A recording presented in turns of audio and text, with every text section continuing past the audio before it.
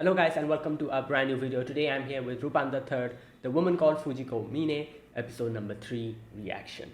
Okay, so I missed 2 weeks of Rupan reactions. Yeah, but I'm back again now, and hopefully I'm able to continue from here onwards. And yeah, eventually I am going to complete this series because I've been going at it for so long. I plan on making like a whole reaction to every single thing of Rupan. And yeah, but sometimes I might miss 1 or 2 episodes, 1 or 2 weeks, and then the next week I'll probably do it again. So I just wanted to let that you guys know that. Anyways, so yeah, so the previous episode, which was episode 2, we got to see Jigen, and we got to see how Jigen gets involved with Fujiko, and Jigen's past a little bit, like how he was contracted as a bodyguard for, I forgot the names of all the characters, that lady and like that guy. And turns out the lady in the end had killed his lover because of a certain situation, when that guy tried to attack or tried to instigate an attack on Jigen. And stuff happened, Jigen took the blame for everything, ran away, but in the end we get to see how she contacts Jigen again through Fujiko. However, this time she did it to trick Jigen into thinking that, oh, she wants to kill him, but it was actually that she wanted to die in Jigen's hands. Stuff like that. And all that stuff happened. And yeah, that was what happened in the previous episode. So let's see what happens in this one. This is episode 3. Let's begin. I'll be putting the subtitles and the timer here. Sync it to whichever is your preference. And let's get started. Okay, here's the countdown. 3, 2, 1, go.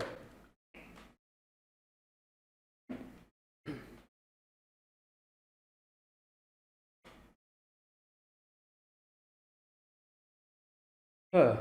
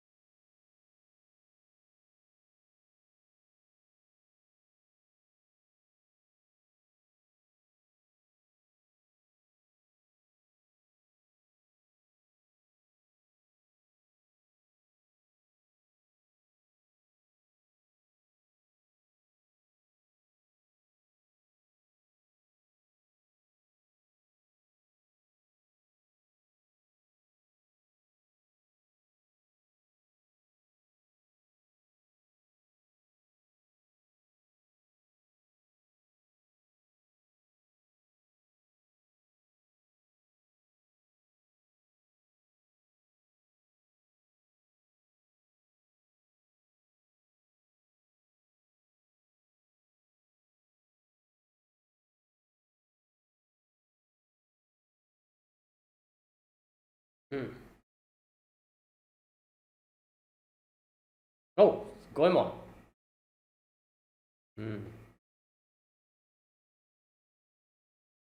Grave of Ishka Goemon. Oh, his predecessor, the lady and the samurai.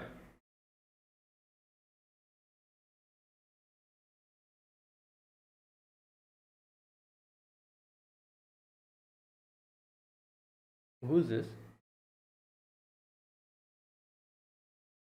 Nation that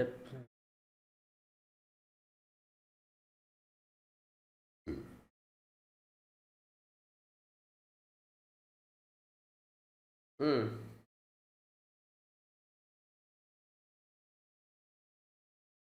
Yep, there he is. His voice is a bit different, isn't it? Ishikawa? Hmm. Oh, there's Fujiko. A lot of paintings and a lot of,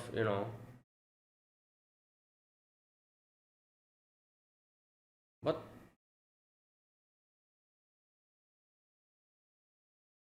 Wait. Oh, are these like students? Wait, that's Goemon. That's Goemon's. That's Ishka Goemon, isn't it? Yeah.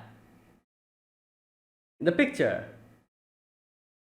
I'm guessing this is like a previous, Ishikawa's predecessor.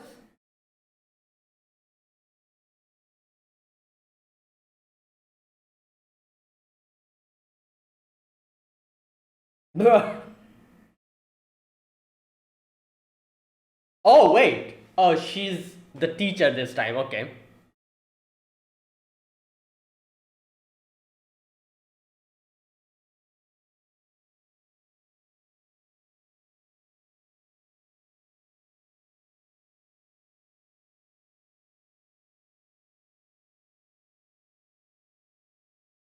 Okay.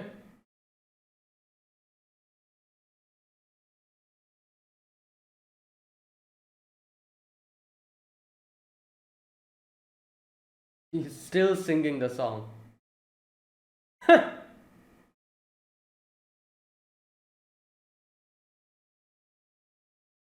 Okay, where, yeah.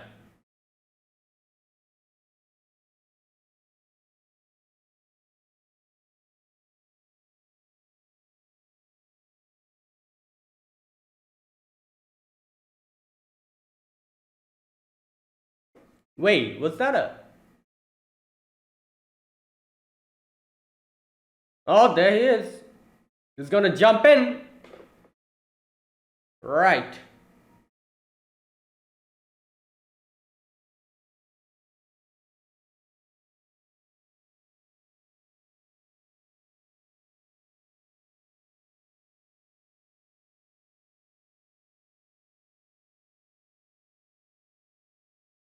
Oh, that's. Those are his grandchildren. Okay, okay.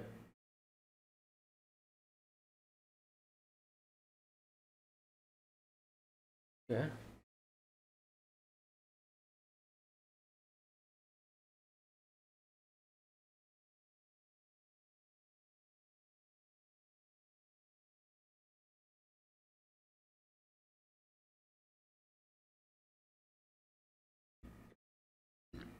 Okay. Here we go. Oh. Bro, this guy definitely wants to be the. Okay.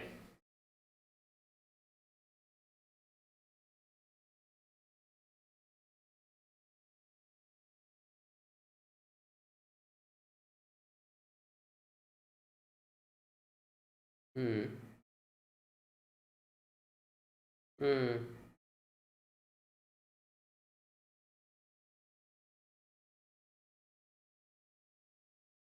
Yo, Marco's just. Hey, don't bump into others. Ooh. Hey, Goemon. Ha. Yep. Samurai, your favorite. Bruh, his face. He's like, oh, strawberry flavor.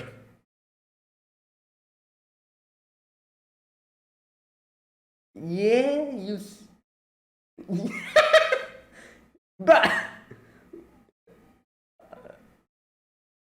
yo, your nose. Okay,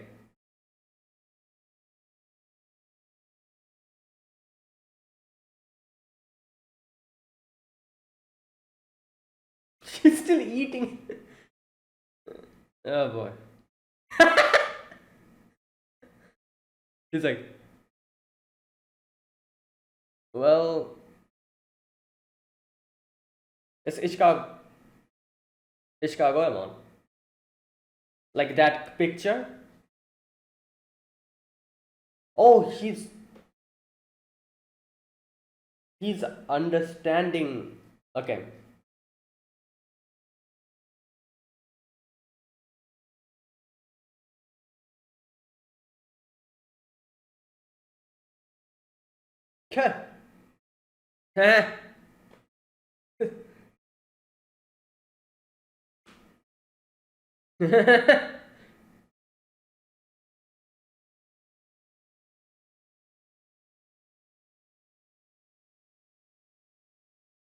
Well, because he's a samurai. He was keeping his.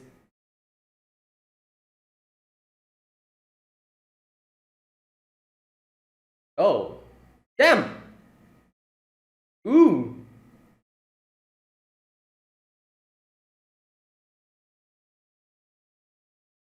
Bro, you just broke the cup. Why? Oh no, he didn't break the cup. Oh, he made it. Okay.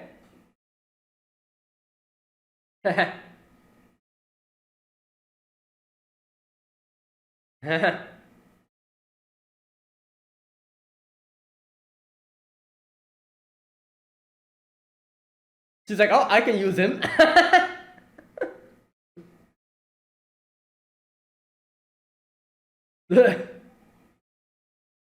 Oh my god, yo.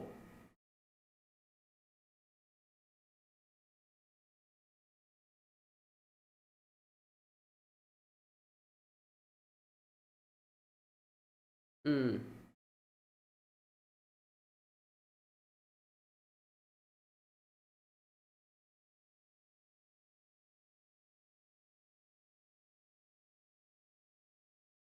Got so worthless.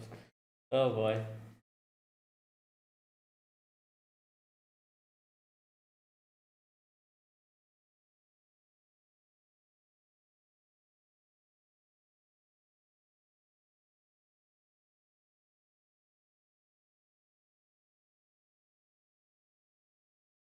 Oh,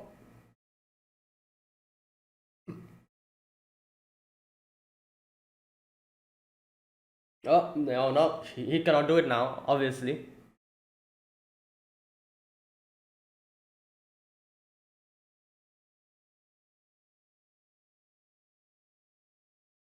Oh no, yo, move out!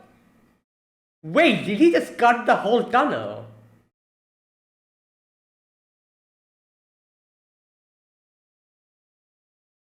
Wait, what? Okay, that is crazy. So he kept cutting the tunnel up until. Oh my god.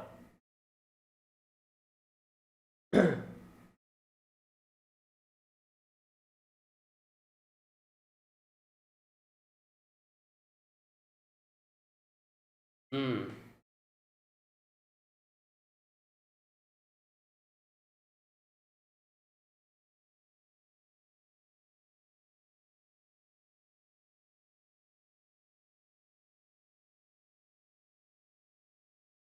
Friend.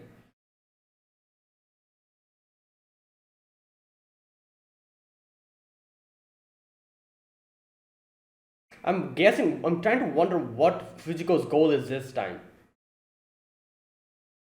Like, obviously, she's definitely here for a reason. But the question is why?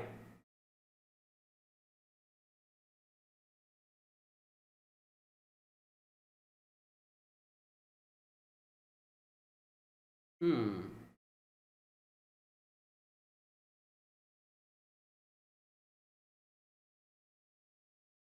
Wait, what the?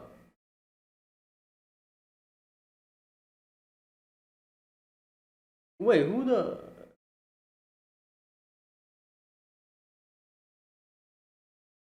Who's this?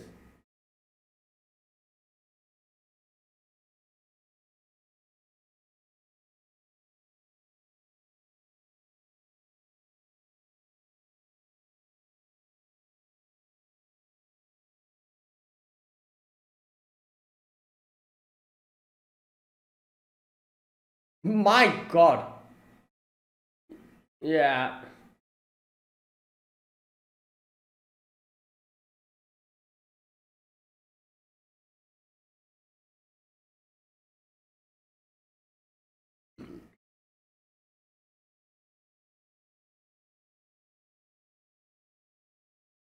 Hmm.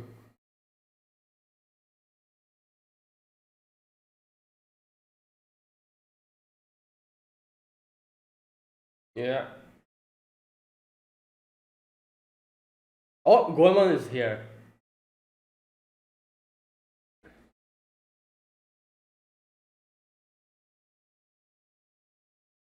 Damn! Okay.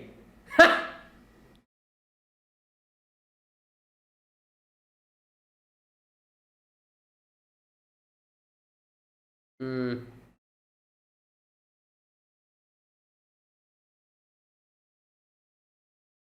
Oh no, he can just cut it. Yeah. Damn. Ooh! Oh my god. Ah, look at that. Bruh. That is a master of the sword. Of the sword.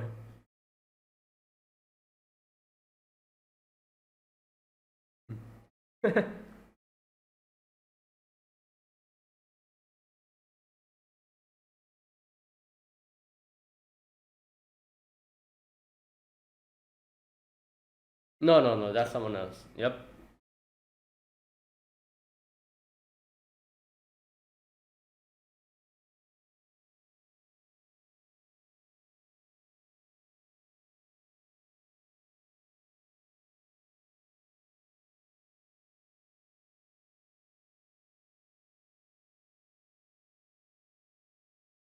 Hmm. Okay. But oh god.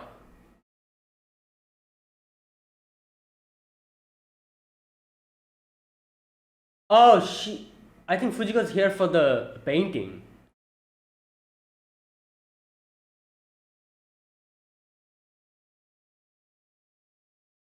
Hmm. Yep.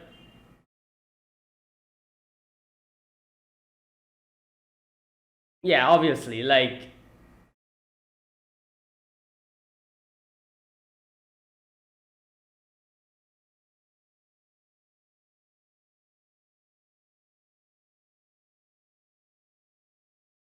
Yeah, I'm get. Yeah, I'm pretty sure Fujiko was here for the painting. That's why she blended in. However, now there's a bigger problem in her hand.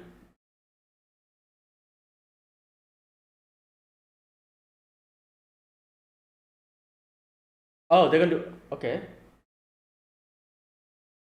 Yep, she's like, yeah, change of plan. Like, I had a different plan, but like at this point of time, you cannot do anything.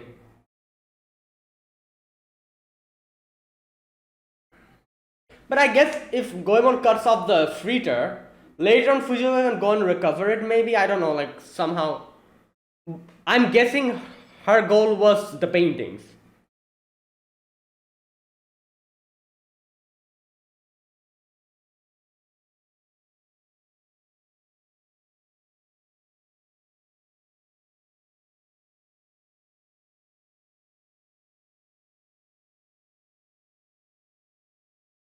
Or wait, maybe that was her goal. Okay, let's see.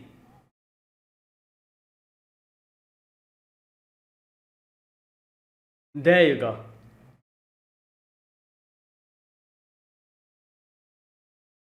Oh my god, yo! Oh, that. Okay, thank god. For a moment, I was like, what the hell? That was the freighter. Okay, okay. For a moment, I was like, wait, what?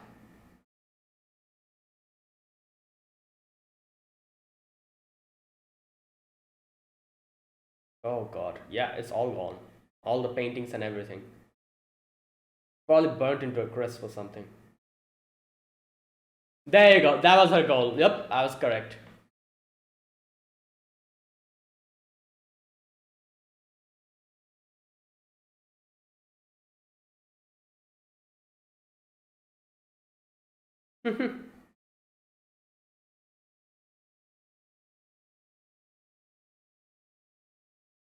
Yep. Yeah, he's like, I was the reason. Shadow of solitude.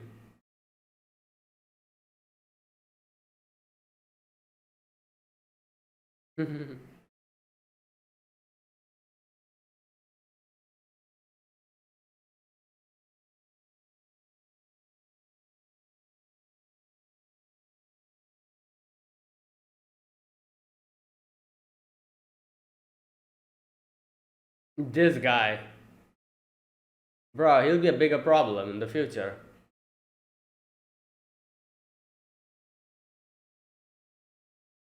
Okay, I feel like Goemon might try to do something too. Yep, Goemon is here. I knew it. I was like, yeah, Goemon probably will come for his life. Oh, the whole. Okay. Oh, everyone knows. Okay. Right. I'm guessing her daughter had no clue about what her husband did. That's why she was like genuinely relieved.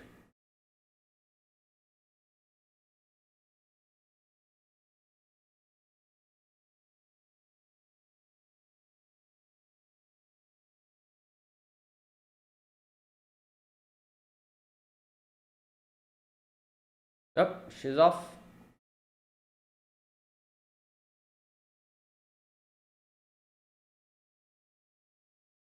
Yeah, kind of, I guess.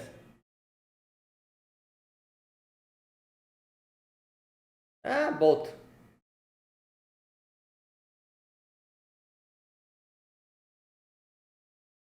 Yeah.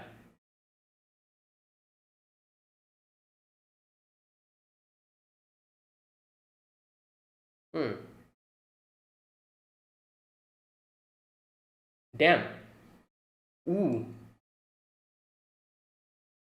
Oh, she got the belt. There you go. I was like, she's probably going to get the belt. Well, yeah, at least she got one of them. Oh, King's Prayer. No, I. Oh wait, really? But he. Okay, so that was part. Okay, wait.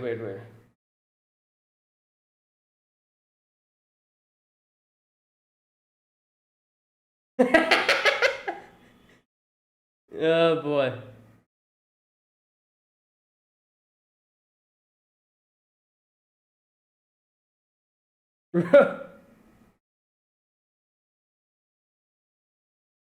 Well, she's off. Okay, so her goal was the belt.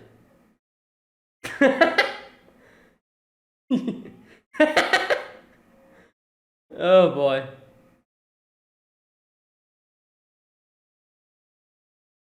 Bruh. Yo!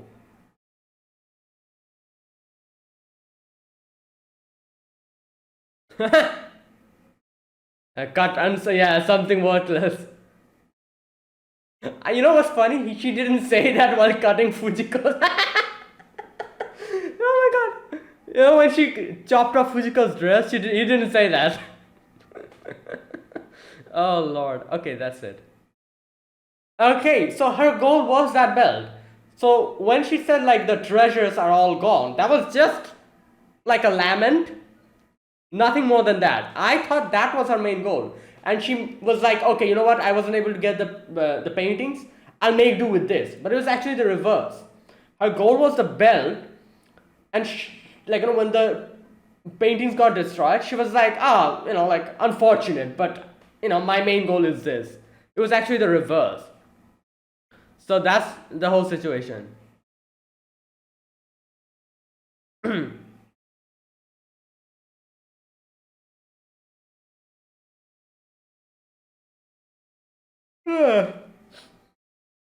Okay.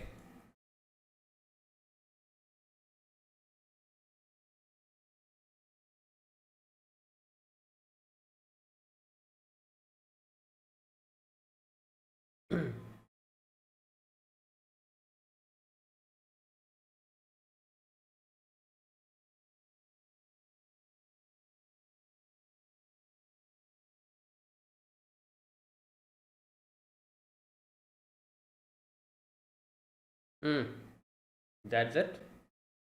Yeah. Right. That was this episode, episode 3. Here we get to see more of Ishikawa Goemon.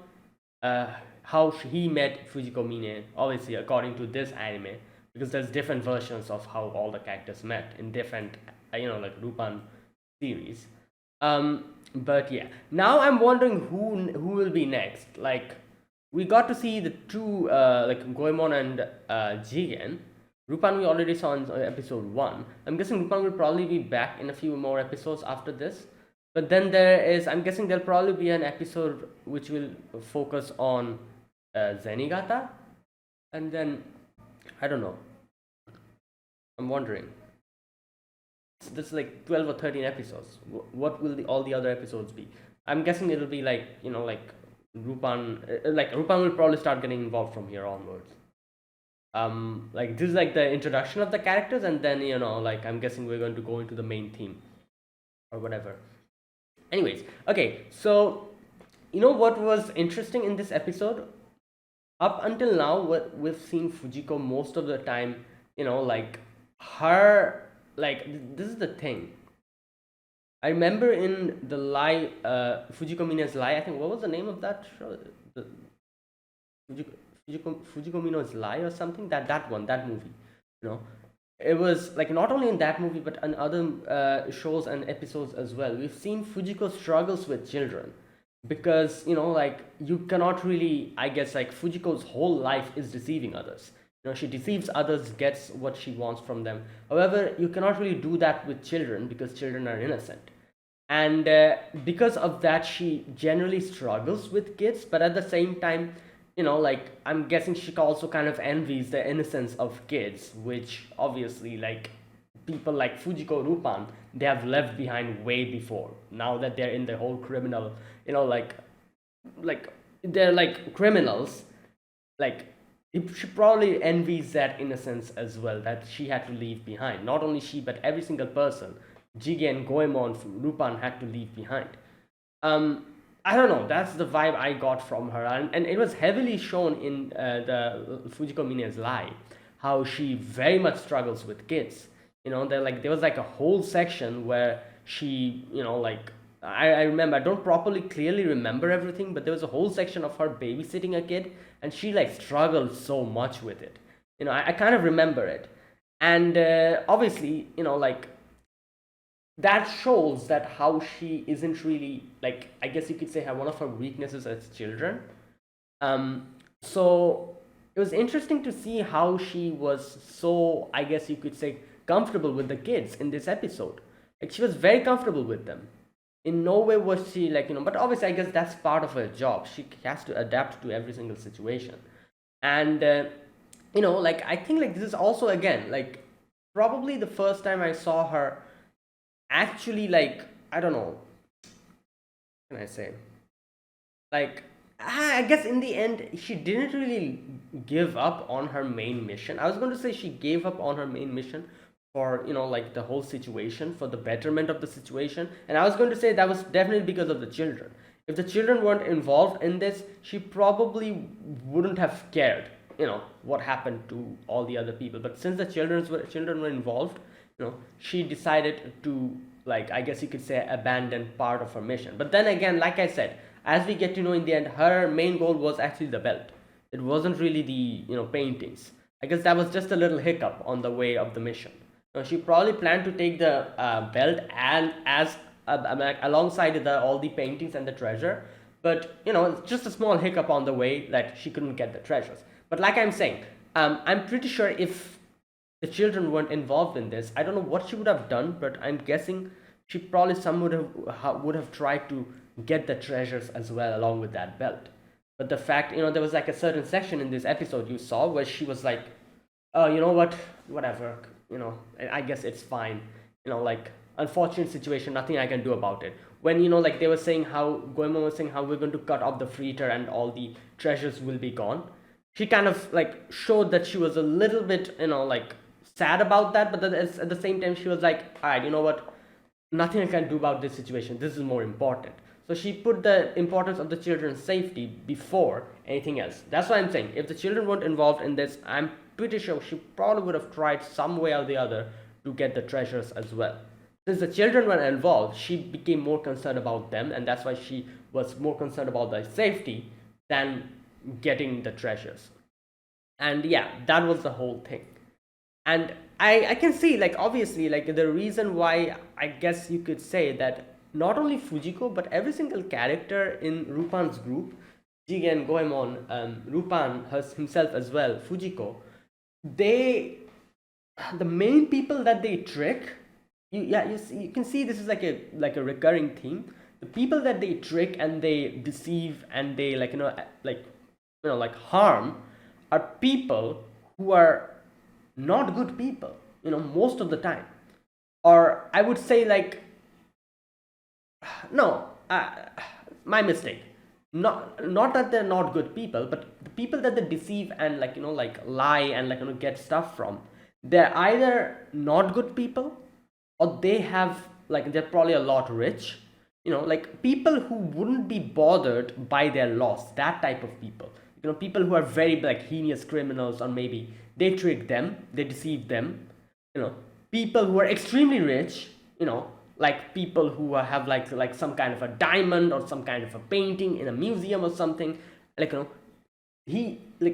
they steal stuff from them as well, so they never try to target any people who would genuinely be, I guess you could say, bothered by something they steal.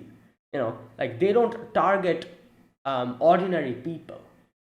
Neither do they target people who would be who would, like, struggle if they steal something from them. They try to get stuff from people who are either very rich or people who are bad people.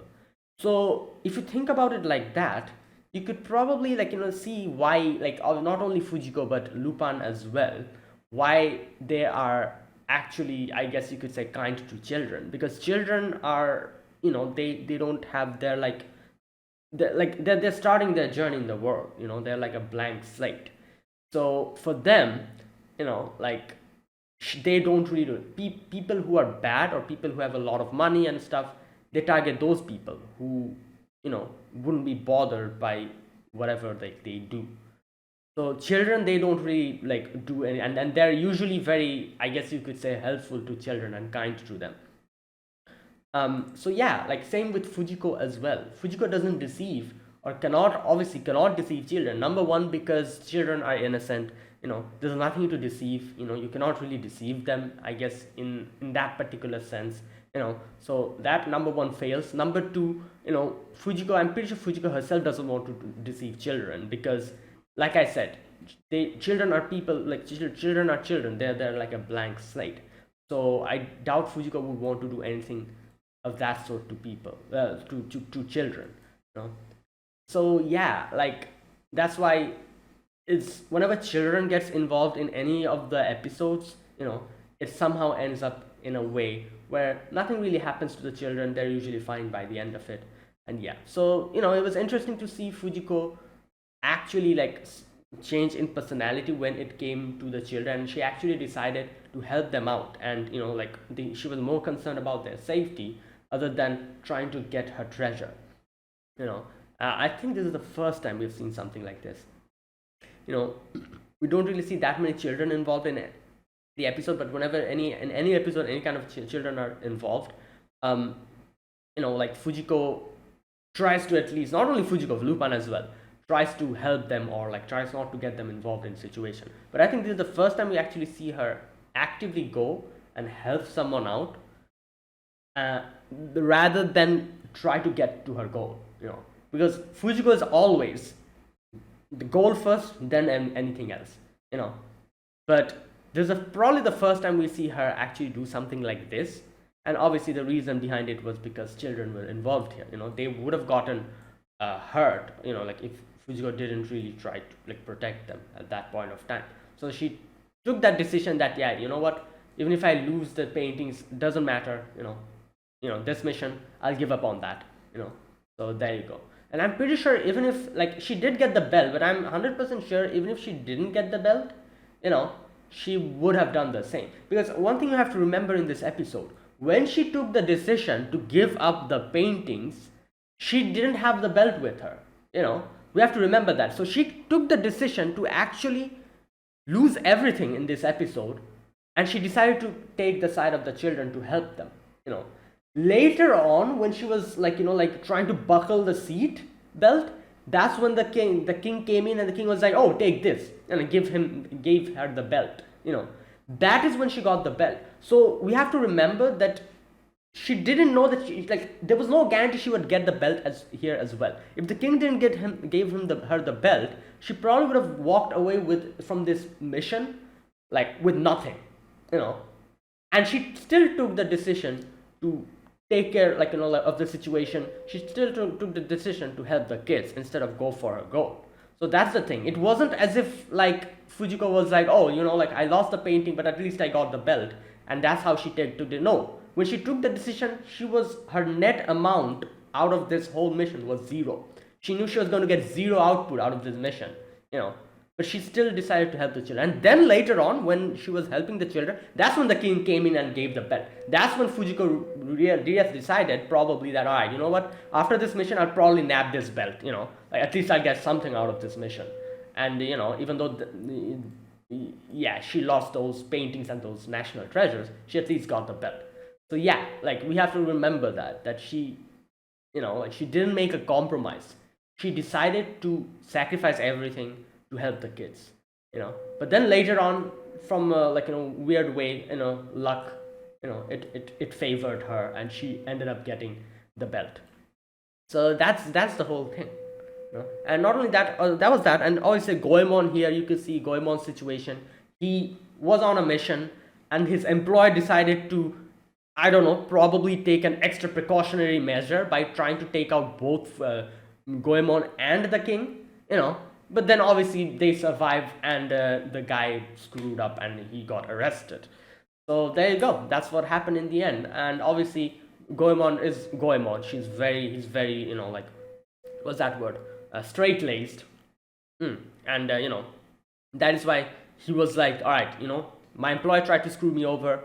I don't need any more any more reason to help him out. So yeah, I'm going to help you guys out. That kind of thing. And yeah, and and then Goemon was like in front of Fujiko. He was like, oh boy, that was that. So there you go. That was this episode. And I'm guessing at the beginning, Fujiko was planning to use Goemon for her for her help for that situation. But in the end, obviously, by the way the whole situation moved forward, she was like, yeah, nothing I can do about it now. This whole plan is a fail. I have to help the children. Yeah, but then she did ended up getting all the belt. So yeah, it worked out, I guess, in a way in the end. Right. Okay. Now this episode, that was that. It was a great episode. Now let me talk about it scene by scene, like I usually do. So the beginning, we get to see someone hiring Goemon. This bald guy. He hired Goemon, and to assassinate the king. While over there, we get to see Fujiko being the teacher. Obviously, playing the role of a teacher here for those kids. And I was thinking from the beginning, what was her plan? What was her goal? Obviously, she's here because of definitely some kind of an underlying reason. What is it? It was the paintings and the belt. That was her goal, as we get to know later on. And you can see that his the children are playing around. There's all the paintings and everything. The children are making a weird song about samurai and everything, samurai friend and all that. Yeah, and then they are off on the train. We get to see the king, and the king talks about his children. He's like, oh, that female tutor Maria, she's so she's so resourceful. I wished my daughter had that, or something like that. He says, if my daughter had a resourcefulness. Okay. So wait a minute. One thing. Oh. Okay, I think I made a mistake here. He had two daughters, I think. Yeah. One was that daughter who got married to that guy, and then there's another girl here. So they said something about the father and the mother of the children dying in an accident. I was so confused here because I thought that the other girl, that girl, that lady, that daughter, the one who was married to that guy, the guy who tried to kill him. I thought she was the mother of the children. That's why when they said that the children's mother died, I was like, wait, what? Okay, so no, Marco's father and mother were probably those two in the picture, the blonde haired lady with that other guy. Yeah. However, the other lady, she is married into Schmidt family. So she's their aunt, I think. Yeah, okay. Yeah, okay, that was my mistake. I thought like she was the mother of the children. Never mind. Okay, yeah. Like it would make sense that she wasn't the mother because yeah, like why would she? But I guess she didn't really have any idea that his husband was trying to derail the whole like thing, and that was the plan, or they were trying to assassinate the king. She had no idea. You can see the guy who she's married to. He's like, oh, like like he's pretty pissed off because he's going to make Marco the king. That's why he's like, oh, he's still a kid, like like you should become the queen, and like and then I'll be the king, and this and that. Typical like political, not political, but yeah, I guess in this situation, like that kind of thing is going on here.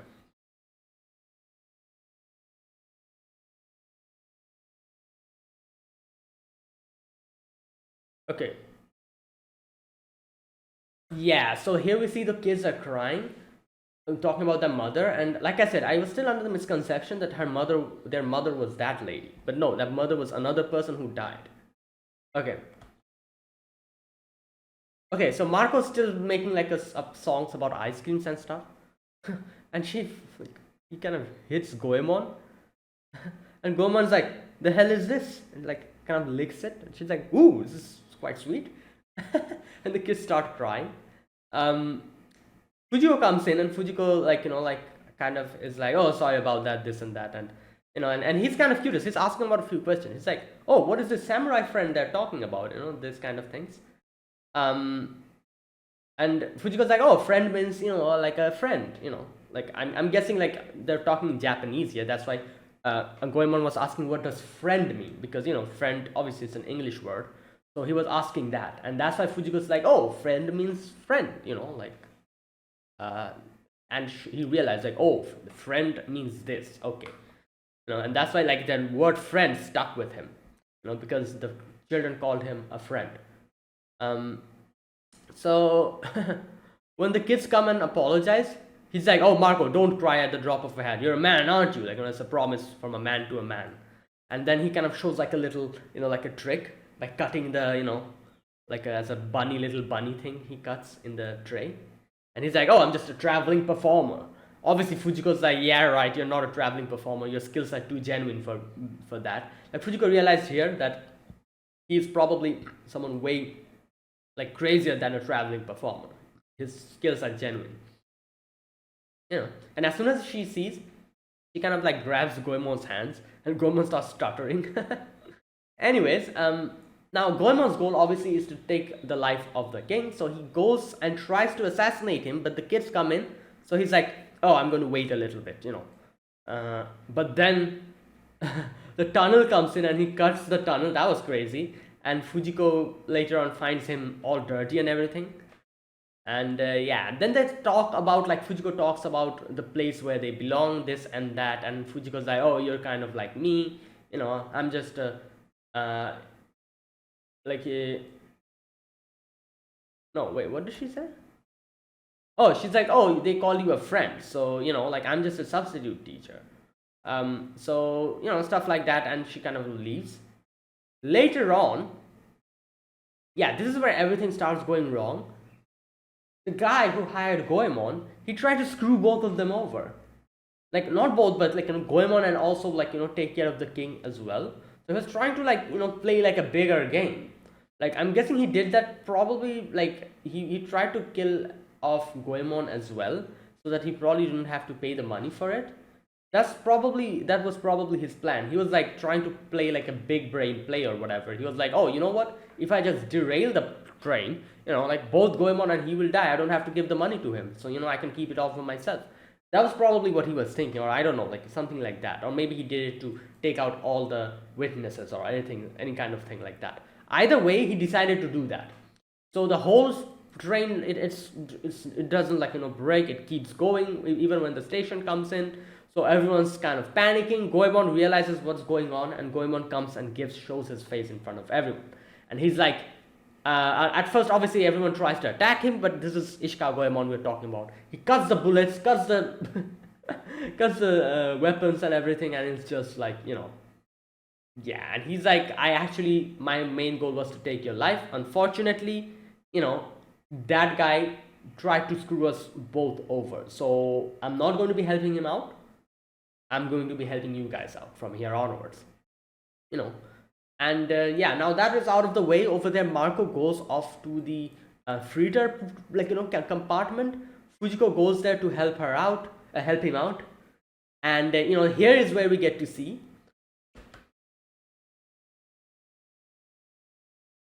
Yeah, here is where we get to see that Fujiko decides that, what, yeah, a little a sacrifice, that is the paintings, it's fine. I'm going to change my mission here. I'm going to help the kids. And like I said, this point of time, in her head, she didn't know about the belt. Like, she did know about the belt, but she didn't have the belt with her.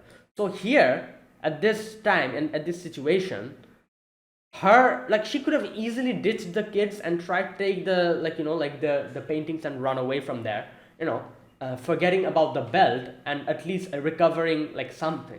But she decided not to do that, and she decided to choose the kids. And that would mean that here, at this point of time at least, she took the decision that, this mission is a complete failure. I will get nothing out of this. Zero output this has, because she didn't have the belt still.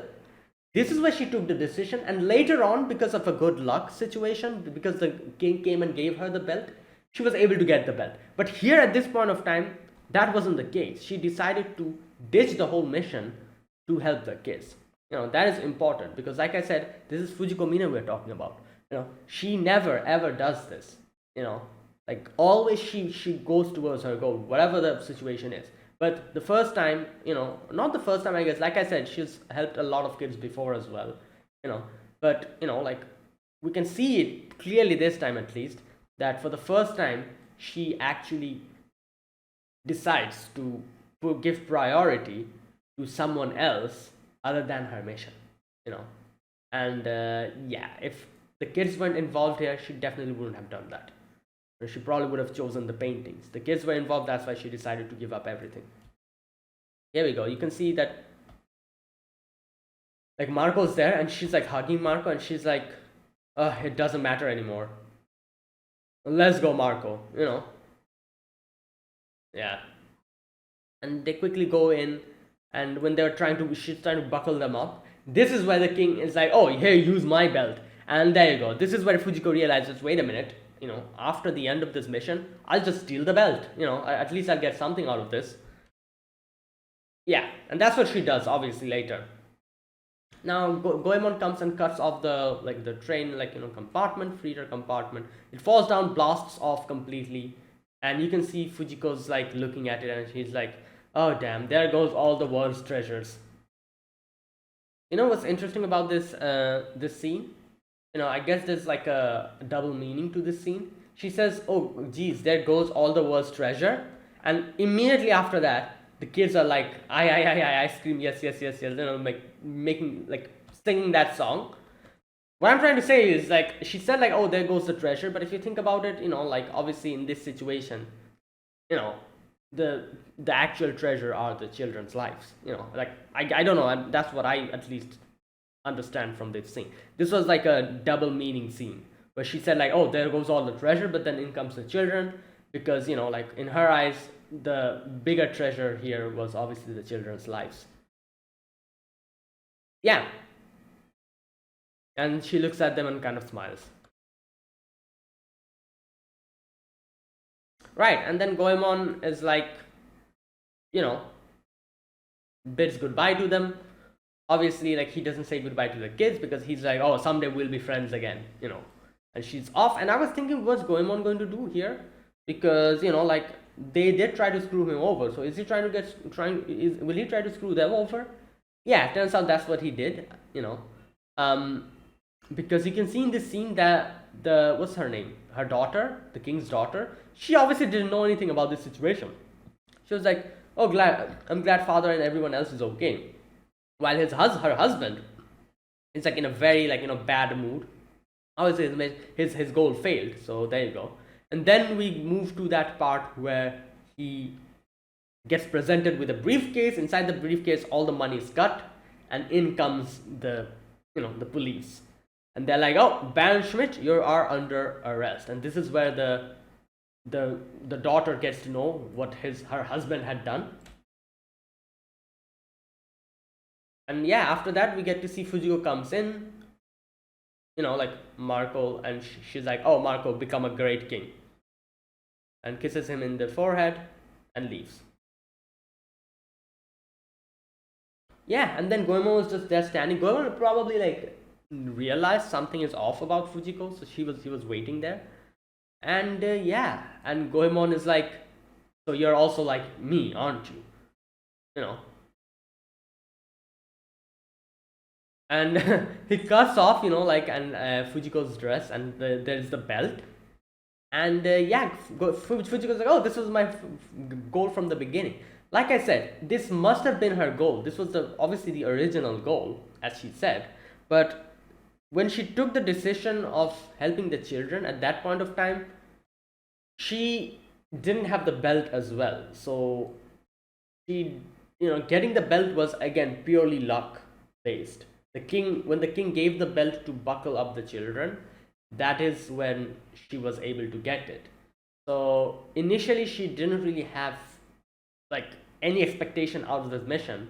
When the whole plan, like, you know, went like derailed completely. Well, the whole plan derailed, literally, like the plane or the train also derailed.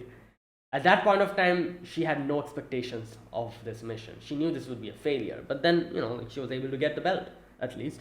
And that's why she's like, yeah, this was my main goal, but, you know, the others, I guess, you know, nothing you can do about it. And she gives like the history behind the belt. She says it's the king's prayer. It is said to have been secretly sent by August Robin to his lover, Camille Caudel. Yeah. Okay, so after that, Goemon's like, oh, you said that, you know, you don't have, you're alone and lonely and everything. I could be your friend or something like that, he was going to say. Fujiko goes and kisses him and just leaves. and then Goemon gets, like, you know, like interrupted by those guys who try to attack him, and he just takes care of the weapon and obviously, you know, like those guys, and rushes off. And that's where it ended. Okay, that was a great episode, you know. Interestingly, this episode had like a very happy ending, I guess you could say, unlike the other two episodes, you know, where it was kind of, I wouldn't call them sad ending, but obviously like Jigen's episode was kind of bittersweet, you could say, you know, like Ruban's episode wasn't really anything, it was just like a plain mission. However, this episode was kind of wholesome by the end, you know, where Fujiko actually helps the kids. So yeah, that's what happened. So there you go, that is it, guys. That was my reaction to episode number 3. Yeah, 3 of Lupin the Third, the woman called Fujiko Mine.